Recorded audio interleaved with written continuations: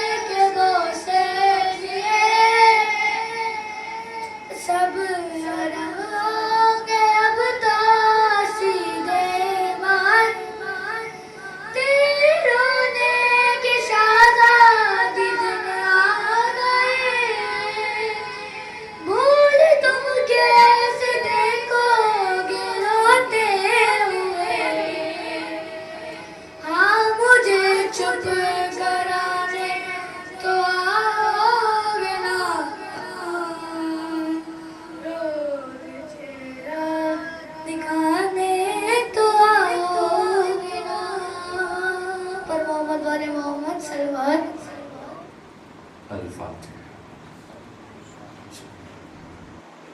بسم اللہ الرحمن الرحیم. الحمد للہ الرحمن الرحیم مالک ایاک نعبد وایاک نستعین اهدنا الصراط المستقیم صراط الذین انعمت علیہم غیر المغضوب علیہم ولا الضالین. اعوذ باللہ من الشیطان الرجیم. بسم اللہ الرحمن الرحیم. الحمد للہ رب العالمین. الصلاة والسلام علی سید العرب والعجم وشفیع الامم امام الثقلین والنبی الحرمین وسیلتنا فی الدارین محبوب رب المشرقین ورب المغربین جد الحسن والحسین ومولانا ومولا الثقلین ابی القاسم محمد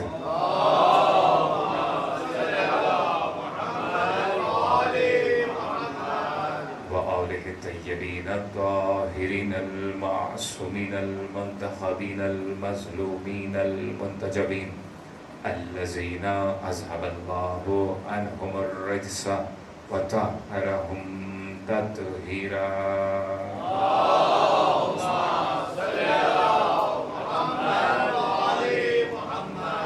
اما بعد فقد قال رسول اللہ صلی اللہ علیہ وآلہ وسلم ان الحسین مصباح الہدی وسفینۃ النجات. صلوات بھیجیے علی محمد.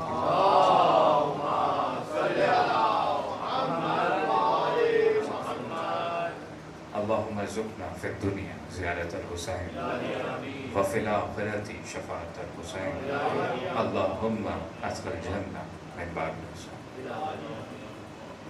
احباب اعزاء، صاحبان المفاہم، عاشقان اہل بیت، دعائے جناب سیدہ خوش رہیے، سلامت رہیے.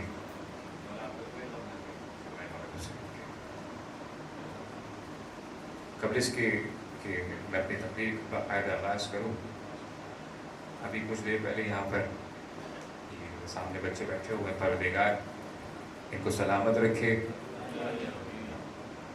تحفتاً یہ 4 میں سے تینوں بچوں کے لیے اور ان کی ماؤں کو سلام، بلکہ ہر اس ماں کو سلام کہ جس نے اپنے بچے کو گھٹی میں علی علی کہنا سکھایا. مجھے فرمائیے گا کہ شہرگ ظلم پہ تلوار بنا دیتی ہے. دیکھیں، اگر آپ میرے مزاج سے واقف ہیں، پچھلے سال یہی سماعتیں تھیں، یہی زبان تھی، اور مولا بھی فرماتے ہیں جب تم ہمارا ذکر سن کے خوش ہو تو اس میں اپنا کمال محسوس نہ کرنا، بلکہ ہم آل محمد کا شکریہ ادا کرنا کہ ہم نے تمہیں اس کام کے لیے منتخب کیا. شہرگ ظلم پہ تلوار بنا دیتی ہے، تربیت ماں کی عزادار بنا دیتی ہے. شہرگ ظلم پہ تلوار بنا دیتی ہے، تربیت ماں کی عزادار بنا دیتی ہے. اور ہو جائے اگر فاطمہ زہرا کی عطا، ذاکر سید ابرار بنا دیتی ہے. ہو جائے اگر فاطمہ زہرا کی عطا، ذاکر سید ابرار بنا دیتی ہے. تمام حمد ہے اللہ کے لیے جو سارے جہانوں کا پالنے والا ہے. وہ اللہ کہ جس کی نعمتوں کو نہ گننے والے گن سکتے ہیں اور نہ ہی کوشش کرنے والے اس کا حق ادا کر سکتے ہیں. وہ خالق کائنات کہ جس نے ہواؤں کو چلایا ہے، گلوں کو اگایا ہے. زمین و آسمان پر اسی کی حکومت. وہ چاہے تو سوکھے درخت کو ہرا کر دے، وہ چاہے تو بے اولاد کو صاحب اولاد کر دے. وہ ذات الہی کہ جس نے آفتاب و مہتاب کی قندیلوں کو لٹکایا، پھر انہیں روشن کر کے اپنی قدرت کے عجائبات دکھاتا رہا. وہ خالق کائنات، وہ رحمان اور رحیم کہ جس نے ایسا رحمان ایسا رحیم کہ جو خود اعلیٰ تھا تو کسی کو علی بنایا، تو کسی کو علی بنایا. خود فاطر السماوات والارض تھا، کسی کو فاطمہ بنایا. خود محسن تھا، کسی کو حسن بنایا. خود قدیم الاحسان تھا، کسی کو حسین ابن علی بنایا. خود قدیم الاحسان تھا، کسی کو حسین ابن علی بنایا.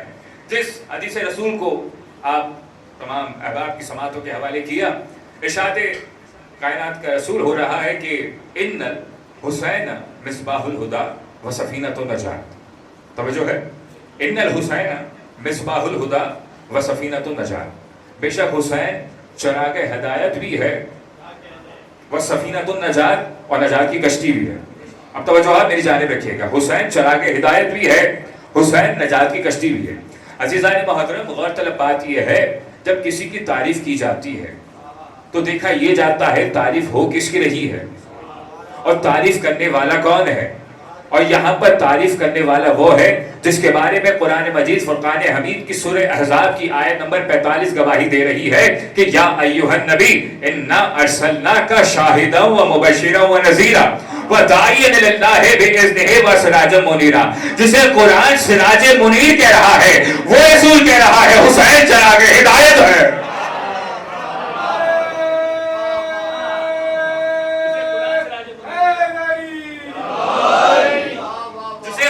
سراج منیر کہہ رہا ہے یا ایھا النبی, اے حبیب ہم نے آپ کو بشیر بنا کر بھیجا ہے, آپ کو نذیر بنا کر بھیجا ہے.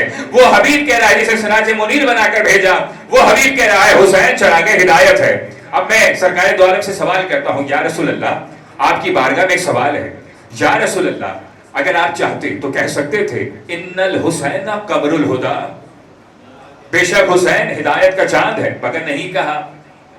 اگر کائنات کا رسول چاہتا تو کہہ سکتا تھا ان الحسین شمس الہدا, حسین ہدایت کا شمس ہے, ہدایت کا سورج ہے. لیکن نہ ہی کائنات کے رسول نے حسین کو سورج کہا ہے, نہ ہی کائنات کے رسول نے حسین کو چاند کہا ہے, بلکہ کہا ہے چراغ ہدایت ہے.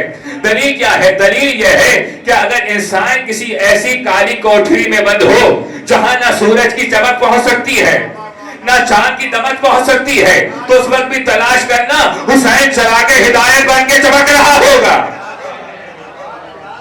اس وقت بھی تلاش کرنا کہ حسین ابن علی چراغ ہدایت بن کے چمک رہا ہوگا.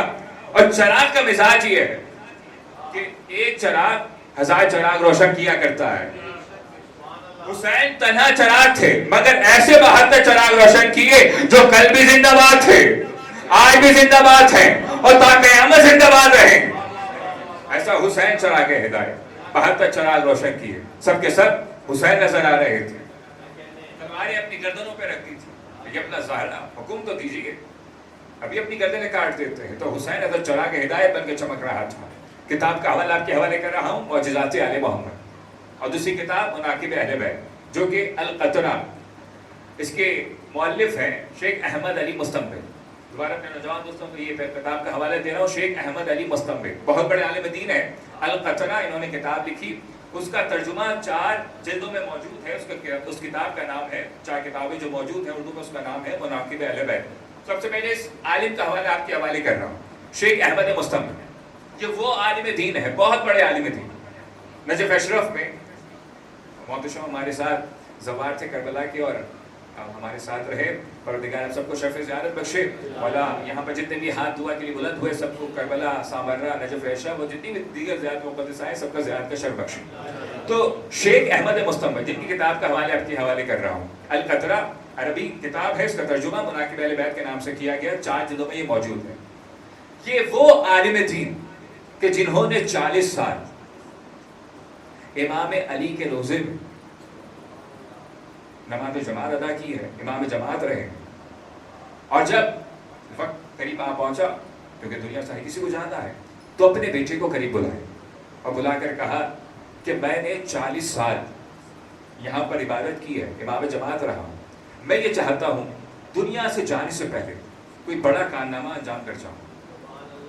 عالم دین جو 40 سال نجف اشرف میں نماز امام جماعت رہا, وہ یہ کہہ رہا ہے. اور دوسرا, اس عالم کی خوبی یہ ہے کہ جو نجف اشرف کا خدام تھا اس سے اچھی سلام دعا تھی, اچھی دوستی تھی. اور وہ خدام بیان کرتا ہے نماز فجر سے پہلے میں مولا کے حرم کے دروازے کھول دیا کرتا تھا, اور شیخ احمد مستنبط مولا کی زری پہ جایا کرتے تھے اور مولا سے ہم کلام ہوا کرتے تھے. اتنے پائے کے عالم دین, اتنا بڑا عالم دین, کہتا اپنے بیٹے سے میں دنیا سے گزر رہا ہوں, میں یہ چاہتا ہوں کہ جانے سے پہلے بہت بڑا کارنامہ انجام دے جاؤں. انہوں نے کیا کیا, القطرہ کے نام سے کتاب لکھی. اور اس لیے لکھی کیونکہ حدیث رسول ہے کہ علی تمہارے فضائل اتنے ہیں کہ اگر جتنے بھی پانی ہے سب کو دریا، سب کو سیاہی بنا دیا جائے اور درختوں کو کاٹ کر قلم بنا دیا جائے اور جن ملک لکھنے والے ہو تو وہ درخت ختم ہو جائے، وہ پانی ختم ہو جائے، لیکن تمہارے فضائل ختم نہیں ہوں گے۔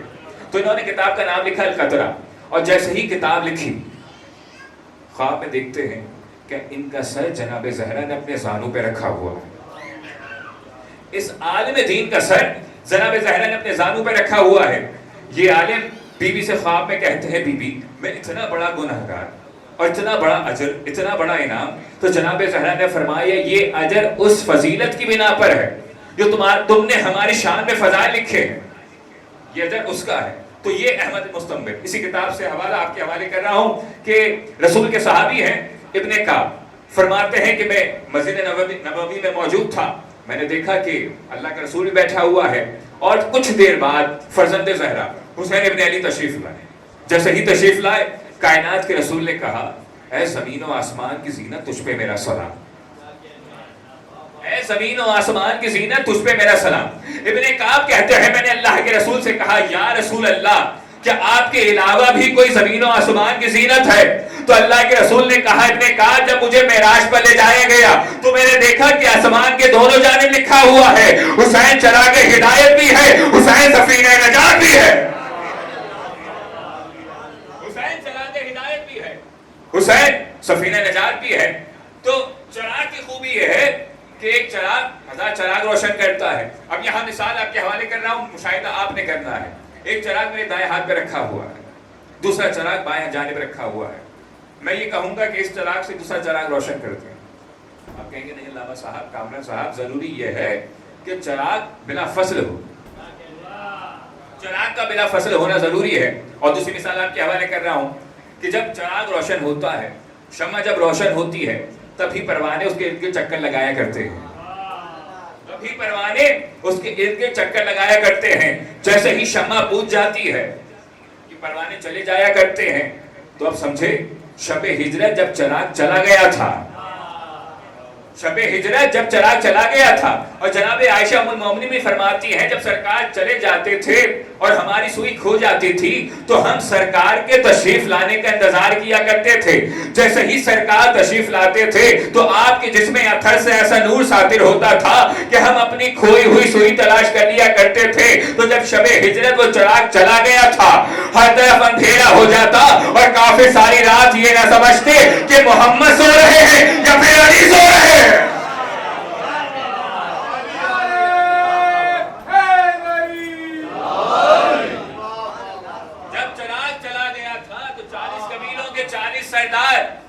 تلوار لیے کھڑے ہیں، کیا دیکھتے ہیں کہ بستر رسول کا ہے، چادر رسول کی ہے، تکیہ رسول کا ہے، نالین رسول کی رکھی ہوئی ہے، سو علی رہے ہیں۔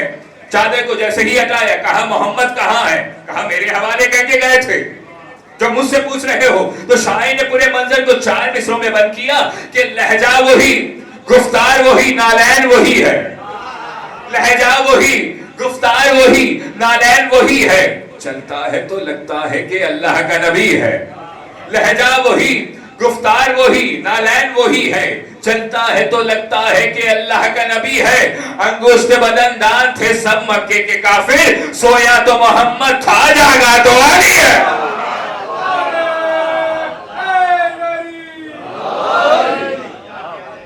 سویا تو محمد تھا جاگا تو علی ہے۔ تو حسین چراغ ہدایت بھی ہے، حسین وہ سفینۃ النجات، نجات کی کشتی بھی ہے۔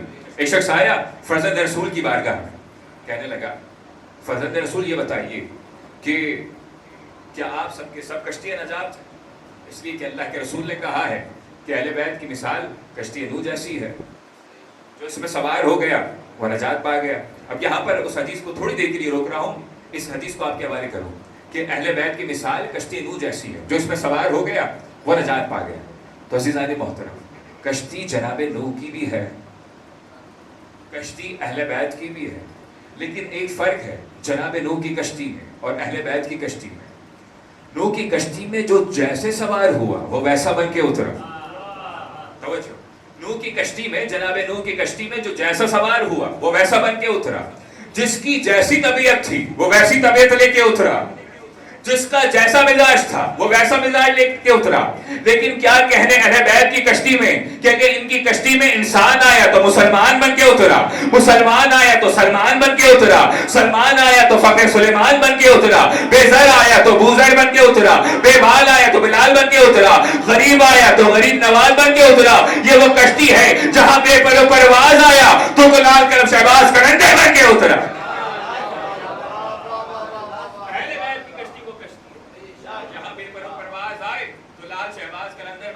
رہا ہے اور حسین کی کشتی وہ کشتی ہے کہ جہاں اگر ہر چلا آئے تو علیہ السلام بن کے اتر رہا ہے.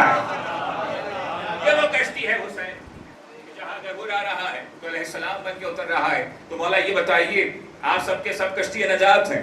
ہاں الحمدللہ ہم سب کے سب کشتی نجات ہیں. تو مولا یہ بتائیے کہ آپ کی کشتی میں اور آپ کی جد حسین کی کشتی میں فرق کیا ہے؟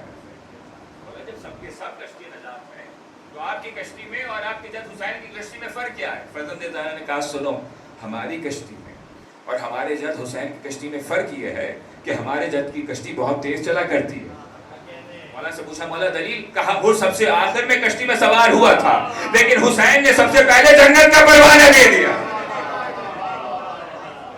وہ سب سے آخر میں آیا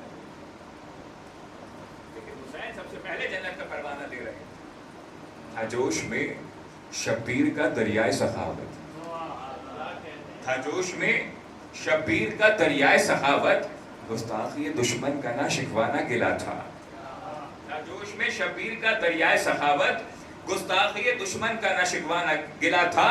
یہ کہتے ہوئے ہر کی خطا بخشش نے جا یاد کرے گا کسی سید سے ملا تھا. یہ کہتے ہوئے ہر کی خطا بخشش نے جا یاد کرے گا کسی سید سے ملا تھا. تو ہم سب کے سب کشتی نجات ہیں. ایک شخص آیا پائے رسالت مآب صلی اللہ علیہ وآلہ وسلم میں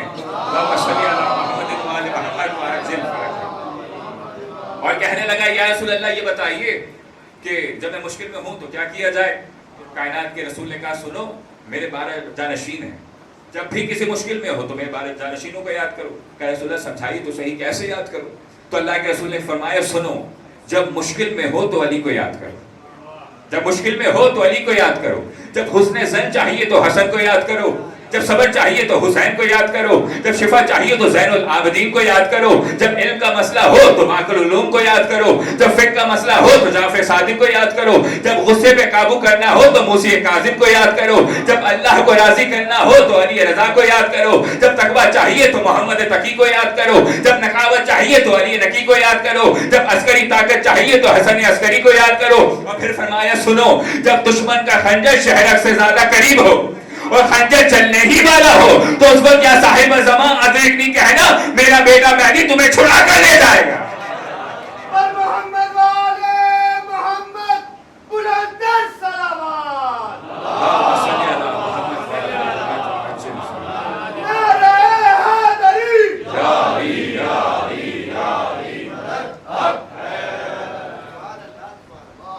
اس وقت کیا صاحب زمان ادریک نہیں کہنا. ابھی تو استاد قمر جلالوی نے کہا تھا کیا خوب اسے کہے کہ میرے سرکار جو یہ تاخیر فرماتے ہیں, میرے سرکار جو یہ تاخیر فرماتے ہیں یہ غلام آپ کے بے چین ہوئے جاتے ہیں.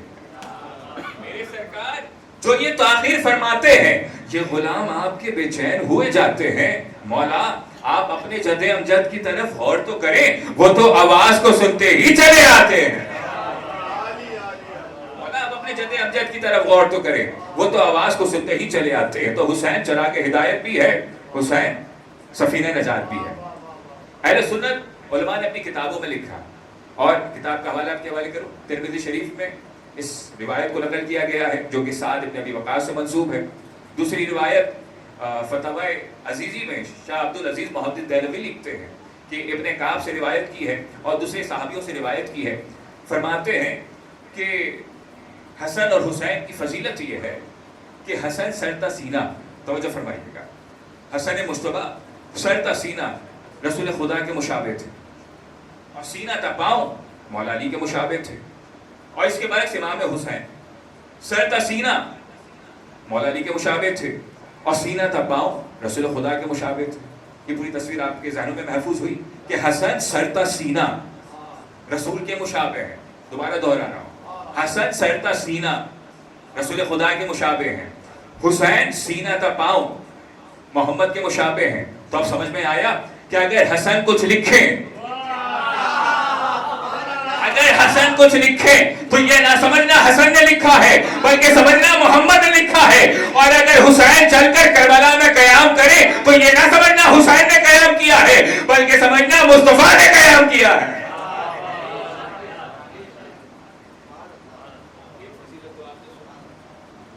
آگے سے بھی فضیلت کو دیکھیں کہ حسن سرتا سینہ مصطفیٰ کے مشابہ، سینہ تا پاؤں مولا علی کے رسول خدا کے مشابہ، اور امام حسین سرتا سینہ امام علی کے مشابہ. اب جملہ آپ کے حوالے کروں، اگر کربلا میں حسین تلوار چلائے تو یہ نہ سمجھنا تلوار حسین نے چلائی ہے بلکہ سمجھنا تلوار مولا علی نے چلائی ہے.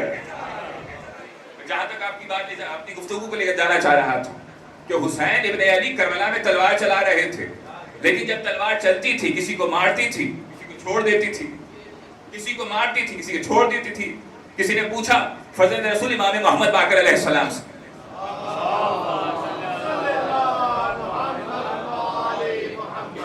مولا سے پوچھا مولا یہ بتائیے کہ ہم نے سنا کیا کہ جب تلوار چلا رہے تھے کربلا میں میمنہ کو میسرہ میں تبدیل کر رہے تھے، اور میسرہ کو میمنہ میں، میمنہ کو میسرہ میں، تو اس وقت کسی کو مارتے تھے، کسی کو چھوڑ دیتے تھے، کسی پر تلوار چلتی تھی، کسی کو چھوڑ دیتی تھی. اس کی وجہ کیا ہے؟ فرزند رسول نے مسکرا کر فرمایا کہ سنو، جس کے صلب میں علی سے محبت کرنے والا نظر آتا، جس کے صلب میں علی سے محبت کرنے والا نظر آتا، حسین اس کی تلوار کو چھوڑ دیا کرتے تھی. اب سمجھ میں آیا کہ کوئی یہ سوال کرتا ہے کہ علی نے تلوار کیوں نہیں چلائی. علی نے تلوار اس لیے نہیں چلائی کیونکہ علی کو نظر آ رہا تھا کوئی ہے جس کے صلب میں میرا علی سے محبت کرنے والا ہے. حسن سینہ تا پاؤں، حسین سر سینہ مولا علی کے مشابہ.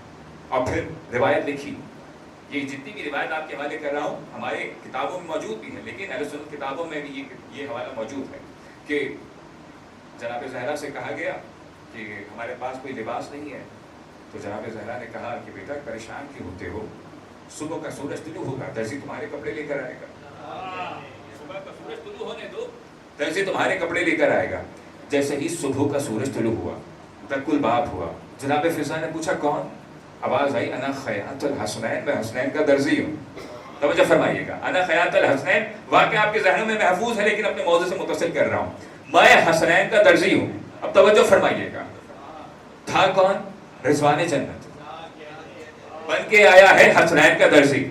عجب نہیں میں کہوں کہ رضوان جنت تو وہاں کا رضوان یہاں درزی بن کے آ رہا ہے، کیا تیری شان میں کوئی کمی نہیں آ رہی؟ عجب نہیں رضوان جواب دے، جب ان کا ناکا بن کر شان رسالت میں کوئی کمی نہیں آتی، ان کا درزی بن کے میری شان میں کیسے کمی آ سکتی ہے؟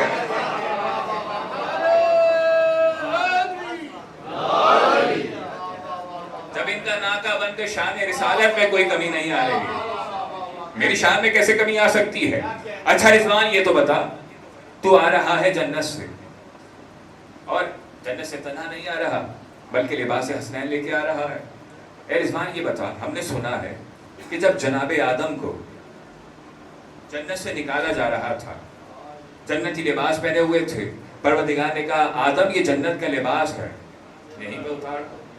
لیکن یہ کیا، تو جنت کا لباس جنت سے باہر لے کر آ رہا ہے، دنیا میں لے کر آ رہا ہے. عجب نہیں رضوان جواب دے، آنے والا میں ہوں، بھیجنے والا وہ ہے.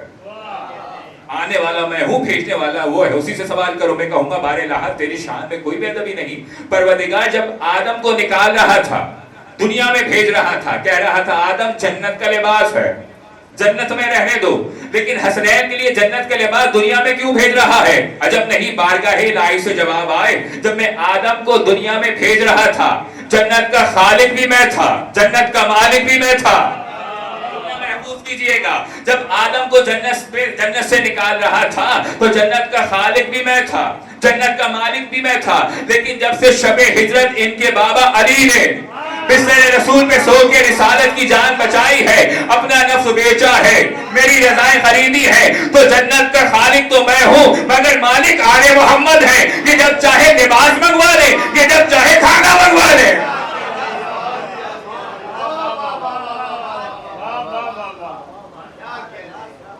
یہ جب چاہے وَمِنَ النَّاسِ مَن يَشْرِي نَفْسَهُ ابْتِغَاءَ مَرْضَاتِ اللَّهِ وَاللَّهُ رَءُوفٌ بِالْعِبَادِ. لوگوں میں کچھ ایسے بھی ہیں جو اپنا نفس بیچ کر اللہ کی رضا خریدتے ہیں. تو میری رضا ہے ان کے بابا کے پاس. جنت کا خالق تو میں ہوں لیکن مالک اب یہ آل محمد ہے. تو آیا لباس اور رضوان جنت لے کے آیا. اور علماء نے لکھا کہ لباس جو آیا وہ سلا سلایا لباس تھا. یہ واقعہ آپ کے ذہنوں میں محفوظ ہے لیکن مختلف زاویوں کے سے پوری کوشش کر رہا ہوں کہ آپ کی سماعتوں کے حوالے کر سکوں. آیا تھا لباس لیکن سلا سلایا لباس تھا. میں کہوں گا پروردگار اگر بھیجنا ہی تھا کپڑا بھیج دیتا. اگر بھیجنا ہی تھا تو پروردگار تو کپڑا بھیج دیتا. کیا ضرورت تھی سلا سلایا لباس بھیجنے کی؟ عجب نہیں بارگاہ الہی سے جواب آئے. میں مدینے والوں کے لوگوں کی مزاج سے واقف تھا, ان کی نیتوں سے واقف تھا. اگر سادہ کپڑا بھیج دیتا تو کہہ سکتے تھے نانا کے لیے آیا تھا نواسوں نے بنا لیا. میں نے سینے سلائے لباس بھیج کے بتایا حسنین کے لیے آیا ہے, حسنین نہیں پہننا ہے.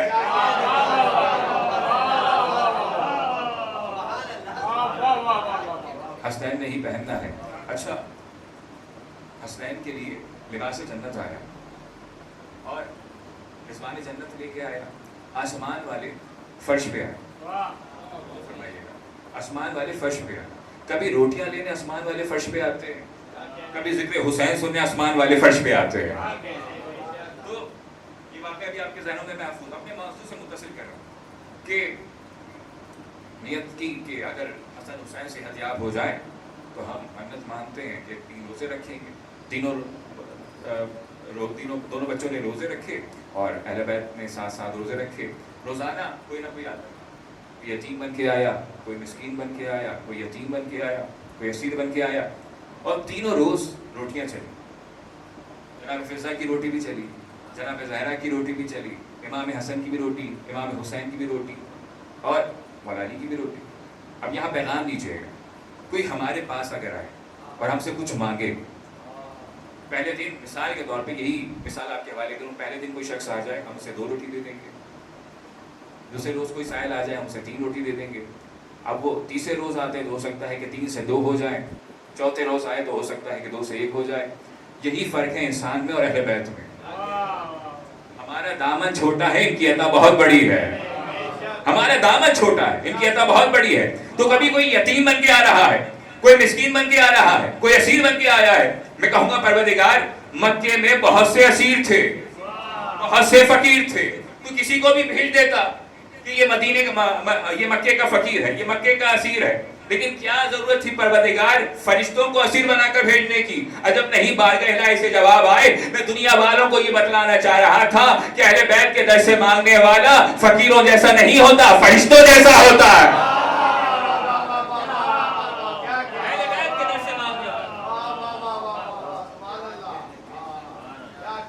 علی ستم کو تراسیم کرنے والا ہے, علی ستم کو تراسیم کرنے والا ہے, عطش کو کوثر و تسلیم کرنے والا ہے, علی ہی رزق کا تقسیم کرنے والا ہے, علی نصیبوں میں ترمیم کرنے والا ہے. سوالیوں کی صدا بھی حسیر ہو جائے, علی نہ دے تو زمانہ فقیر ہو جائے.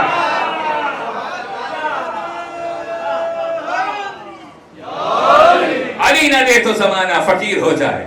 اب جب لباس پہن لیا ہے, اور پھر یہ بھی روایت کہ لباس آیا سفید تھا, حسن سے پوچھا نانا نے بیٹا تمہیں کون سا رنگ پسند ہے؟ نانا ہمیں سبز رنگ پسند ہے.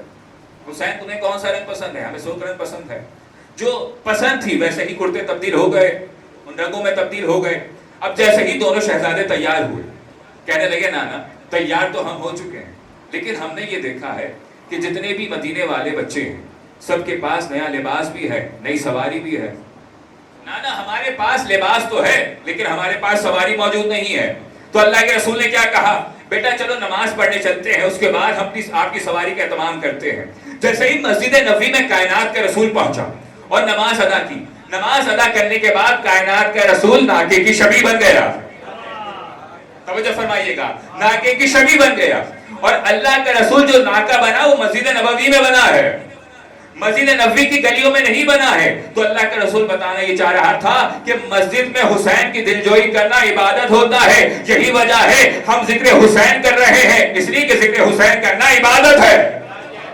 تو اب اللہ کے رسول ناکا بنا, اور جیسے ہی ناکا بنا دونوں شہزادے سوار ہیں، دونوں نواسے سوار ہیں. نواسوں نے کہا نانا ناکا تو آپ بن گئے ہیں، لیکن ناکے کی تو مہار بھی ہوا کرتی ہے، ناکے کی تو رسی بھی ہوا کرتی ہے. تو کائنات کے رسول نے اپنی زلف مبارک کو کھول دیا.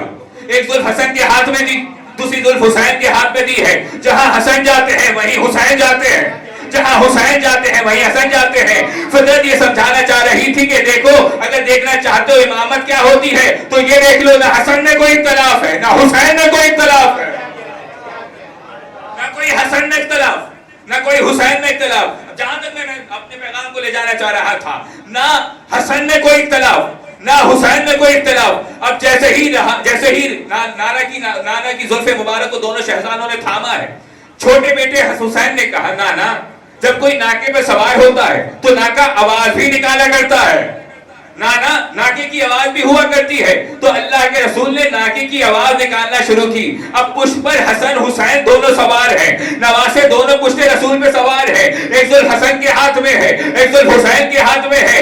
اللہ کا رسول پہلے زمین پہ دیکھتا ہے، آسمان پہ دیکھتا ہے، اور پھر اپنے نواسوں کو دیکھتا ہے، اور پھر کہتا ہے پروردگار حسن کے چاہنے والوں کو بخش دے، پروردگار حسین کے چاہنے والوں کو بخش دے، اے اللہ دونوں بچوں کے چاہنے والوں کو بخش دے. تو سمجھ میں آیا حسن حسین نے نانا کو ناکا اپنے لیے نہیں بنوایا تھا بلکہ اپنے چاہنے والوں کو بخشوانے کے لیے بنوایا تھا.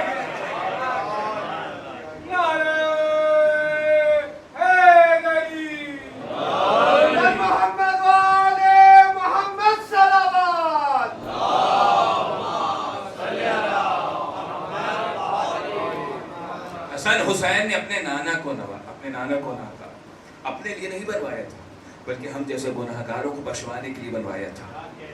یہاں پر بھی ساتھ ساتھ ہیں، مماہلے کے میدان میں بھی ساتھ ساتھ ہیں، اور کس شان سے چل رہے تھے کہ ایک ہاتھ پکڑ کے حسن چل رہے تھے، گود میں حسین تھے، پیچھے بیوی زہرا تھی، اس کے پیچھے مولا علی تھے. نجران کے عیسائی جب پادری آئے تو کہنے لگے کہ آج رسول ایسی شخصیات کو لے کے آئے ہیں کہ اگر یہ کہیں، اگر یہ دعا مانگے تو یہ جو پہاڑ ہے اپنی جگہ چھوڑ دیں. اب جملہ یہاں پہ محفوظ کیجئے گا. نجران کے عیسائی سرکار مصطفیٰ کو دیکھ چکے تھے، امام علی کی زیارت کر چکے تھے، جناب زہرا نقاب میں آئی تھی. تو کون سی ایسی شخصیات تھی جنہیں دیکھ کر نجران کے عیسائی کہہ رہے تھے؟ ایک حسن تھے، دوسرے حسین تھے. جب مباہلہ کے لیے جا رہے تھے تو صحابہ آئے اور کہنے کہ یا رسول اللہ یہ بوجھ ہم اٹھا لیتے ہیں. حسین کو گود میں دیکھا، یا رسول اللہ یہ بوجھ ہم اٹھا لیتے ہیں. اللہ کے رسول نے کہا یہ بتاؤ کسی کے لیے اس کی آنکھیں بوجھ بھی ہوا کرتی ہیں یا کسی کے لیے اس کی آنکھیں بوجھ بھی ہوا کرتی ہیں؟ عجب نہیں کسی سے یہی سوال کیا گیا. عباس یہ بتاؤ ہر دفعہ تمہارے بابا تمہیں ہی بھیج دیتے ہیں، عباس ہر دفعہ تمہارے بابا تمہیں ہی بھیج دیتے ہیں، جب بھی کوئی کام ہوتا ہے تمہیں ہی بھیج دیتے ہیں، جنگ کے لیے تمہیں ہی بھیج دیتے ہیں. تو فرمایا کہ سنو میں اپنے بابا کا ہاتھ ہوں، حسن حسین میرے بابا کی آنکھیں ہیں، اور آنکھوں کی حفاظت ہاتھوں سے کی جاتی ہے.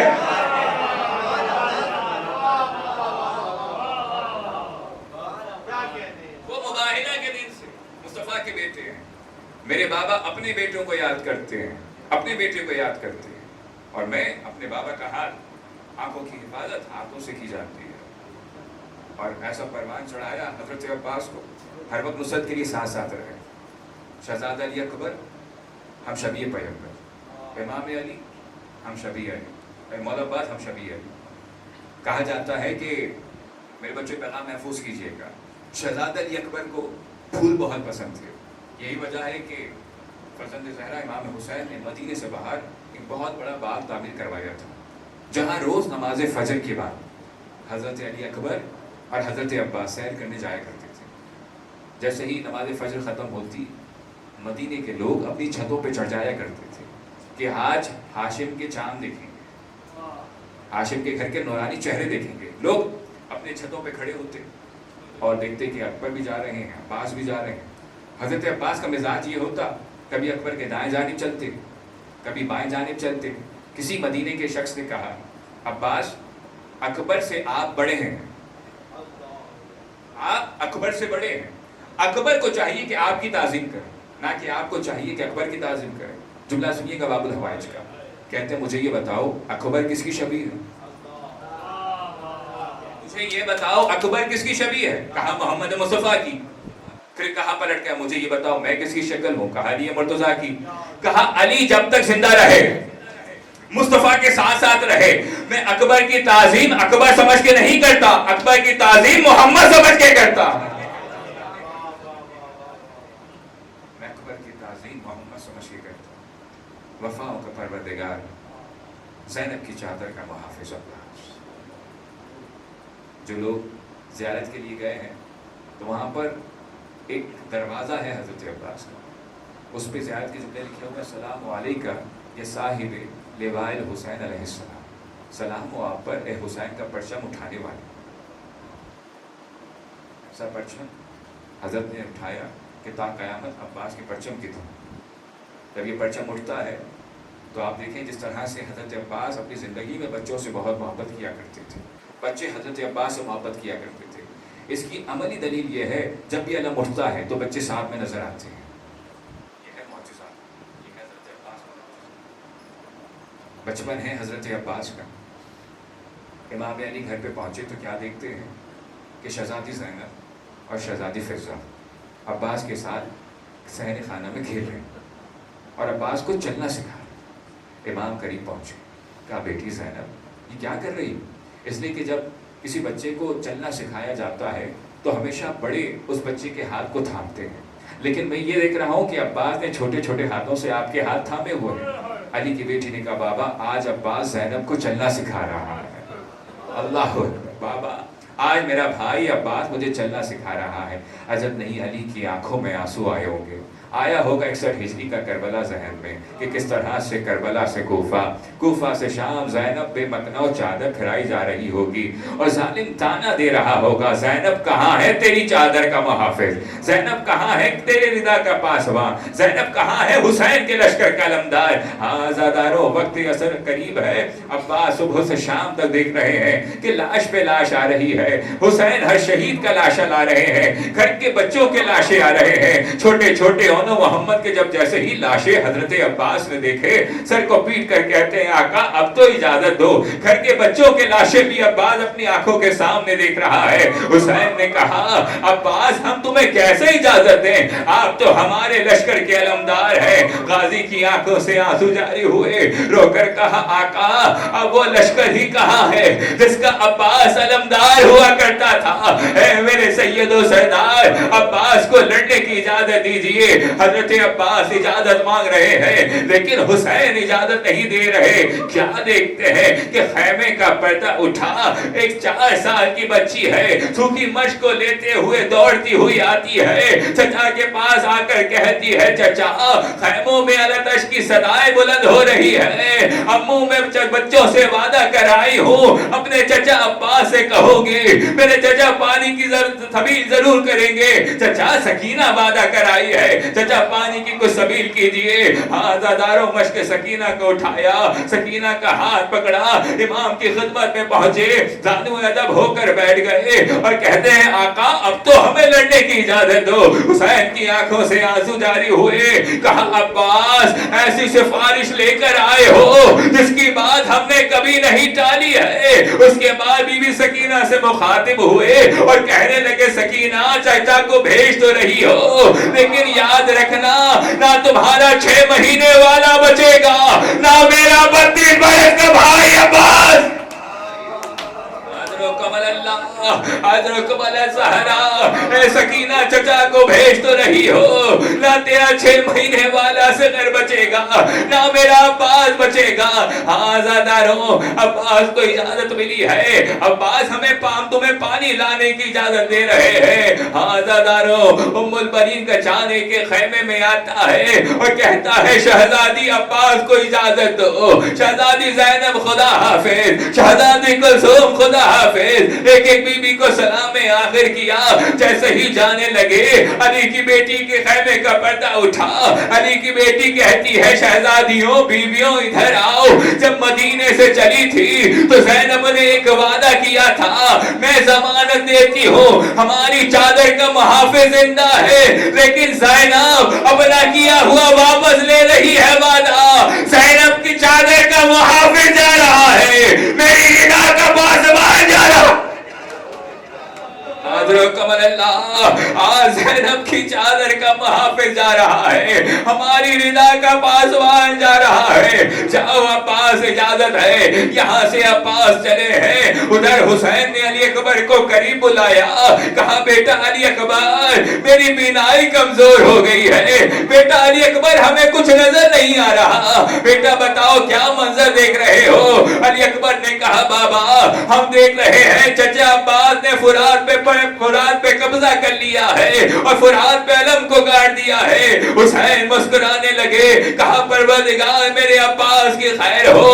उसके बाद पूछा बेटा अकबर अब क्या देख रहे हो? कहा बाबा अलम खैमों की जानिब आ रहा है, बाबा अलम खैमों की जानिब आ रहा है। उधर खैमों के बाहर सकीना बच्चों के साथ खड़ी है और आवाज दे रही है, देखो चचा पानी ला रहे हैं, वो देखो पानी आ रहा है। आजादारों, अकबर ने कहा अल्लाह अकबर। हुसैन ने कहा बेटा अकबर, ये सदाए तकबीर क्यों बुलंद की है? कहा बाबा अलम हजकोले खा रहा है। हुसैन ने कहा अम्मा मेरी कमर टूट गई, अम्मा हुसैन किसके सहारे जिएगा? कमल अल्लाह, हाँ बाबा अलम हजकोले खा रहा है। आजादारों, एक लई ने दाया बाजू कलम किया, दूसरे लई ने बाया बाजू कलम किया है। एक लई ने ऐसा निशाना लिया है कि तीर बच के सकीना पे लगा। अरे पानी तो ना बहा, सकीना की प्यास बह रही थी, अब्बास की आस बह रही थी, दोनों बाजू कलम हो चुके हैं। उलमा फरमाते हैं जब गाजी के दोनों बाजू कलम हो गए और दुश्मन में घिर गए, एक लई आगे बढ़ा और दंस करके कहने लगा अब्बास देखो तुम्हारे हाथ सलामत नहीं है, मेरे दोनों हाथ सलामत है। ये कहकर वो लई झुका, एक वजनी पत्थर उठाया, अब्बास की पेशानी पे मारा। जनाब उम्मुल बनीन से मदीने में किसी ने पूछा उम्मुल बनीन अब्बास की मुसीबत तो बयान करे। अब्बास की मां ने कहा मैं क्या मुसीबत बयान करूं? जब कोई घोड़ा सवार सीन से जमीन पे गिरता था, अपने हाथों का सहारा लेता था, हाय मेरा अब्बास, हाथ पहले ही कलम हो चुका। कमल अल्लाह, आजरो कमल ज़हरा, हाय मेरा अब्बास किस तरह से सहारा लेता। मेरे अब्बास के हाथ पहले ही कलम हो चुके थे। अब्बास से मुलाकात के लिए मेरा मौला चला है। क्या देखते हैं वक्त नज़ा करीब है। अब्बास का सर उठाया, अपने जानुओं पे रखा, कहा अब्बास कोई सिफारिश है, कोई वसीयत है? कहा आका दो वसीयतें हैं। कहा अब्बास बताओ क्या वसीयत है? कहा आका जब खैमों में अलविदा कहा था तो सकीना से कहा था सकीना आपके लिए पानी का बंदोबस्त करूंगा। आका पानी का बंदोबस्त नहीं कर पाया, सकीना से शर्मिंदा हूँ, अरे मेरा लाशा खैमों में ना ले जाना। कहा बात दूसरी वसीयत? कहा आका अम्मा उम्मुल बनीन ने बचपन से एक बात सिखाई थी, अब्बास जब भी तुम्हारा आका तुम्हारे सामने आए तो ताजीमन खड़े हो जाना। आका जब मदीने जाओ तो अम्मा उम्मुल बनीन से शिकायत ना करना। रोकर कहा अब्बास कैसे शिकायत? कहा आका अगर अब्बास के हाथ सलामत होते ताजीम के लिए खड़ा हो जाता, आका मेरे हाथ सलामत नहीं है। आज़ादारों आखिरी जुमला है, हुसैन ने रोकर कहा मेरे भाई अब्बास, मेरे गाजी तमाम उम्र तुमने हमें आका कहा है, तमाम उम्र हमें मौला कहा है, मेरे गाजी आज तो हमें भाई कह दो। अब्बास के लब हिले, पीछे से ज़ैनब के खैमे का पर्दा हटा, कहा अब्बास हुसैन को भाई तो कह दिया, ज़ैनब को भी मां कह दो। इधर लब हिले, आवाज आई इन्ना लिल्लाहि व इन्ना इलैहि राजिऊन। ज़ैनब की चादर का मुहाफिज, हुसैन के लश्कर का अलम।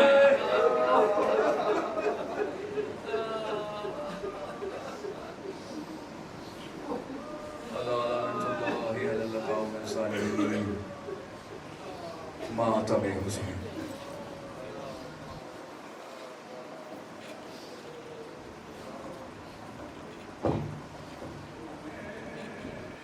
हुसैन की नज़र अलम पे अलम गिरा है, हुसैन गिर गए فضا گری زینب گری پر گونجی مکے میں یہ حسین کی صدا ہائے ہم غریب ہو گئے اور قتل علمدار ہو گیا قتل علمدار ہو گیا ہائے ہم غریب ہو گئے قتل علمدار ہو گیا قتل علمدار ہو گیا ہائے ہم غریب ہو گئے ہائے شیر جیسا بھائی تھا میرا شیر جیسا بھائی تھا میرا ہائے ہم غریب ہو گئے قتل علمدار ہو گیا قتل علمدار ہو گیا ہائے ہم غریب ہو گئے ارے ہم کو یہ غم ہے تم کو سہارا نہ دے سکے ایسے تو کوئی بھی نہ گرا جیسے تم گرے ارے گھوڑے سے گرتے ہوئے ارے گھوڑے سے گرتے ہوئے ارے بازو نہیں تھے تیرے علمدار کس نے سنبھالا تجھے آئے علمدار چہرہ تیرا زخمی ہو گیا چہرہ تیرا زخمی ہو گیا آئے ہم غریب ہو گئے قتل علم جزاک اللہ سنیں امام حسین کیا فرما رہے ہیں بڑے ارمان تھے حبیب زہرا کو اس بھائی سے ارے سوچا نہیں تھا ایسے پکارو کہ تم مجھے ارمان تھا لحد میں اتارو کہ تم مجھے ارے یاد ہے بچپن ہمیں ارے یاد ہے بچپن ہمیں ارے نازوں سے پالا تمہیں آئے علمدار آج میری گود میں آئے علمدار بھائی تیرا دم نکل گیا بھائی تیرا دم نکل گیا آئے ہم غریب ہو گئے قتل علمدار مل کے بڑے اللہ کے نام ہے قتل علمدار ہو گیا سنے جو محسوس کر سکتا ہے ارے عباس تیری بہنیں تیرے غم میں روئیں گی سوتی تھی تیرے دم سے جو آنکھیں نہ سوئیں گی ارے بہنوں کو یہ مان تھا ارے بہنوں کو یہ مان تھا ارے زندہ ہے بھائی میرا ڈھونڈے کی چہرہ تیرا اور دے گا ان کو غم تیرا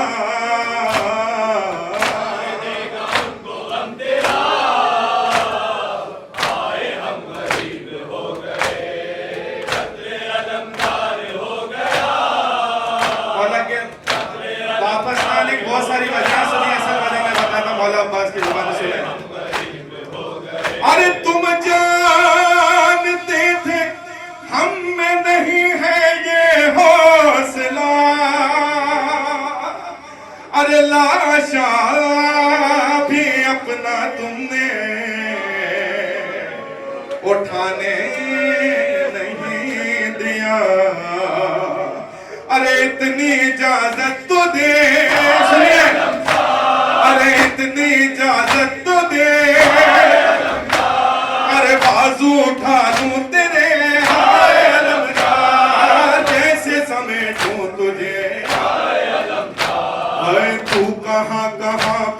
गया,